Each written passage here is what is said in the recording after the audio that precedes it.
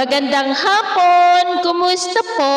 Narito po ulit ang update natin para sa lagay ng ating panahon.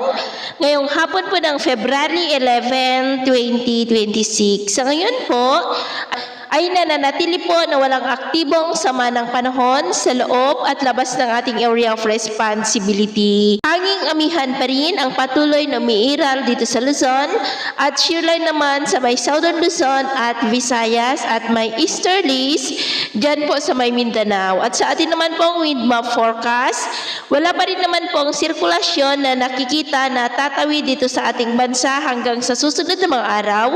Indikasyon po yan na walang banta ng bagyo hanggang po sa susunod na 2 linggo ay posible po na storm free tayo. At sa lagay ng ating panahon, ngayong hapon ay nakakaranas ng maulap na kalangitan with isolated rains ang ilang bahagi ng Bicol Region, ilang bahagi ng Cordillera, Quezon Province, Mimaropa, Aklan, Capiz, Negros, Cebu, Bohol, Leyte, Samar Island, Sulu Archipelago, Zamboanga Peninsula, Northern Mindanao, Surigao del Norte, Sorsogon, at ilang bahagi po ng Davao. At mamayang gabi ay maayos pa rin naman ang panahon sa malaking bahagi ng bansa pero may chance pa rin ng mga isolated rain sa ilang bahagi ng Mimaropa, ilang bahagi ng Kabisayaan at western section ng Mindanao.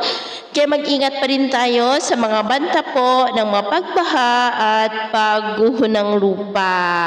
Sa atin naman pong mga baybayin, mag-aalon po ngayon sa mga baybayin ng Polillo Island Seaboard, silangang baybayin ng Catanduanes, Gubat, Sorsogon Seaboard, Northern Samar Seaboard, Eastern Samar Seaboard, at silangang baybayin ng Mindanao na ang mga alon ay posibleng aabot hanggang po sa 2 to 2.8 meters height hanggat maaari. Ay iwasan na po muna natin ang papalaot dyan sa mga may kulay pula para mas makaiwas sa mga sakunang pangkaragatan.